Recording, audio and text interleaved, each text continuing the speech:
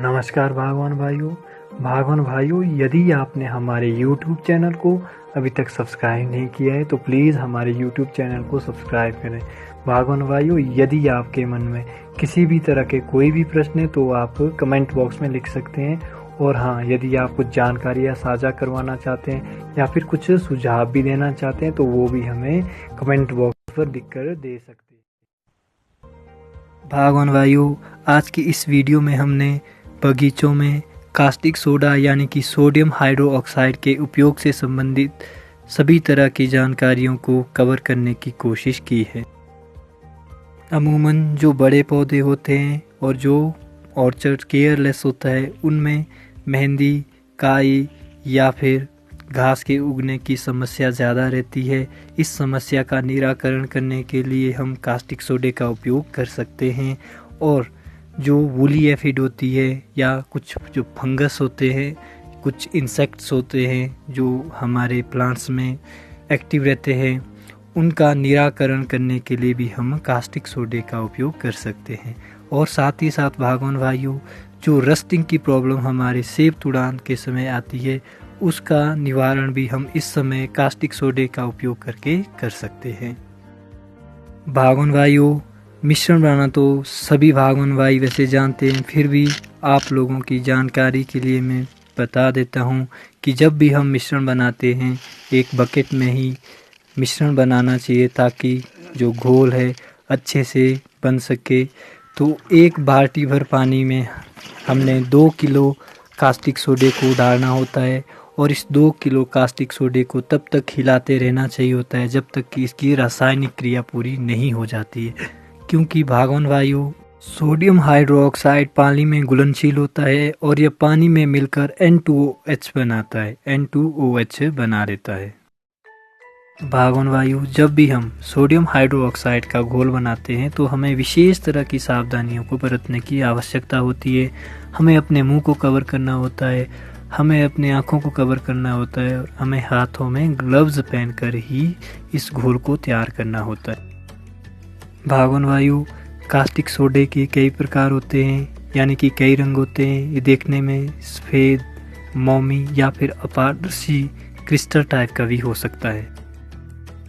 भागवान भाइयों, जब भी हम कास्टिक सोडे का मिश्रण तैयार करते हैं तो हमें विशेष तरह की सावधानियों को बरतने की आवश्यकता होती है। अब हमें अपने मुंह को कवर करना होता है, आँखों को कवर करना होता है और हाथों में ग्लव्स पहनकर ही घोल को तैयार करना होता है। भागवान भाइयों, जब भी हम बाल्टी में घोल को तैयार करते हैं तो इसको हिलाते रहना होता है, क्योंकि तभी इसकी रासायनिक जो क्रिया है पूरी होती है। जो हमारा सोडियम हाइड्रोक्साइड है, NOH इसको कहते हैं, ये पानी में घुलकर N2OH का निर्माण करता है। जब हमारा मिश्रण बनकर तैयार हो जाता है तब हमें उस मिश्रण को 200 लीटर पानी के ड्रम में अच्छी तरह से मिलाना होता है। जो मिलाने की विधि है, हमने बकेट भर पानी को लगभग 2 से 2.5 फुट हाइट से नीचे गिराना होता है ताकि बची हुई रासायनिक क्रिया पूरी हो जाए। भागवान भाइयों, हो सके तो ड्रम के पानी को बाल्टी से 2 या 3 बार फेंटने की कोशिश करें ताकि मिश्रण अच्छे से छिड़काव करते समय भी हमें एक विशेष बात का ध्यान रखना होता है। हमें छिड़काव उसी समय करना होता है जब पानी ठंडा हो। भागवान भाइयों, यदि कास्टिक सोडे से मिला हुआ पानी गर्म है तो ये ज़्यादा इफ़ेक्टिव नहीं रहता है। भागवान भाइयों, ये हमने 100 लीटर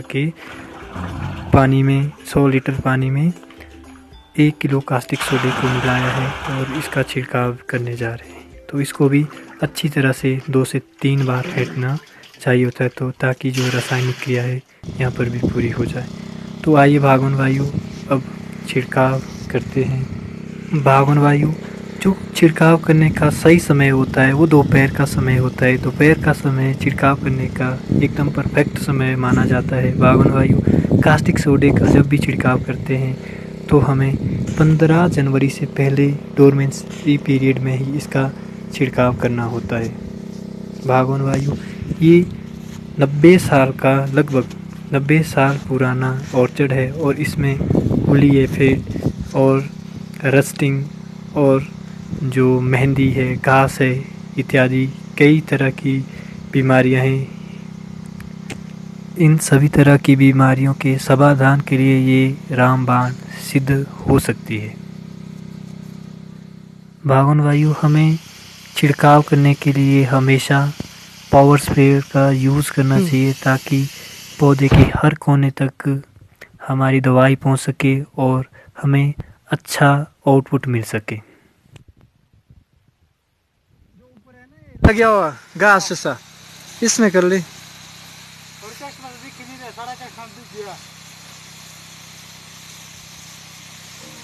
भागोन वायु छिड़काव करते समय हमें 2 या 2 से अधिक अभी नहीं हुआ इसमें गिल्ला जो की हेल्प हुआ नहीं चाहिए ताकि अच्छे से छिड़काव हो सके। भागोन वायु जैसा कि मैंने पहले भी बताया है, जो ये कास्टिक सोडा होता है ये एक इनऑर्गेनिक कंपाउंड होता है। इसका रासायनिक सूत्र NaOH होता है। यह एक सफ़ेद और ठोस आणविक यौगिक होता है। इसमें भागोन वायु सोडियम केशन जिसको Na कहते हैं और हाइड्रो ऑक्साइड आयनों जिसको OH कहते हैं, जो बहुत ही ज़्यादा खतरनाक होता है हमारी स्किन के लिए। और भागोन वायु इसका मेल्टिंग पॉइंट, इसका बॉइलिंग पॉइंट मैंने आपको पहले भी बता दिया है। भागोन वायु जो एक कास्टिक सोडा होता है ये एक अत्यधिक कॉस्टिक बेस होता है और क्षार होता है जो ऑर्डिनरी टेम्परेचर पर प्रोटीन को विघटित कर लेता है। जो प्रोटीन है उसको ये डिकम्पोज कर देता है। यह पानी में भी घुलनशील होता है, ज़्यादातर ये पानी में ही भी घुलनशील होता है। भागोन वायु जो कास्टिक सोडा होता है यह पानी में अधिक घुलनशील होने के साथ साथ हवा में से नमी और हवा में से ही कार्बन डाइऑक्साइड को ऑब्जर्व कर लेता है। यह पानी में घुलकर, जैसे मैंने पहले बताया, N2OH बना लेता है। भागोन वायु यह क्रिस्टलीकृत भी हो सकता है लेकिन टेम्परेचर इसके लिए बहुत ही कम होना चाहिए।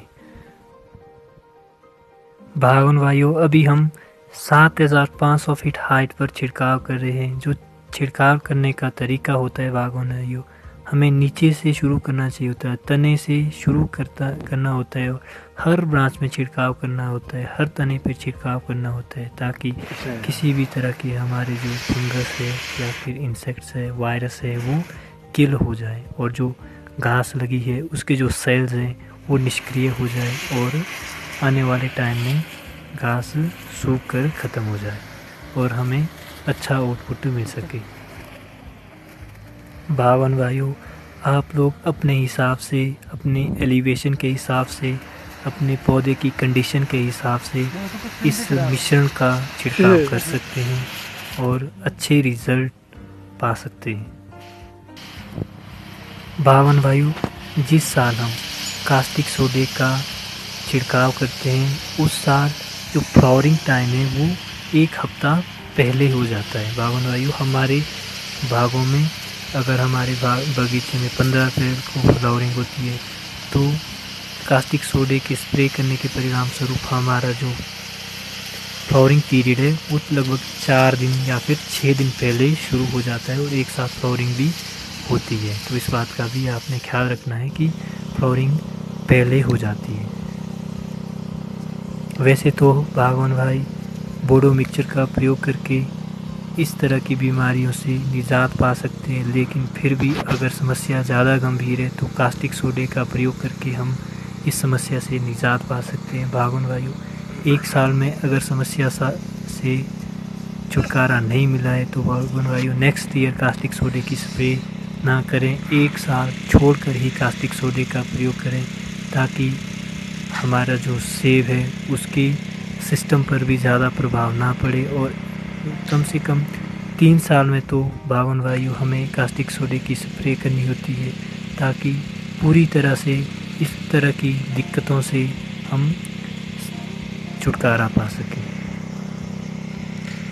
सोडे के उपयोग से संबंधित, कास्टिक सोडे के घोल के बनाने से संबंधित और कास्टिक सोडे के छिड़काव से संबंधित एक छोटी सी वीडियो जिसमें हमने हर तरह की जानकारी को कवर करने की कोशिश करी है।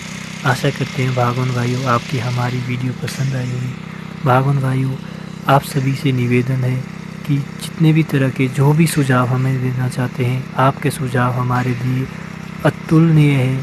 आप हमें सुझाव दें, आपके सुझाव हमारे लिए प्रीशियस है। भागोन वायु अगर आप कुछ प्रश्न पूछना चाहते हैं वो भी आप कमेंट बॉक्स पर लिखकर पूछ सकते हैं।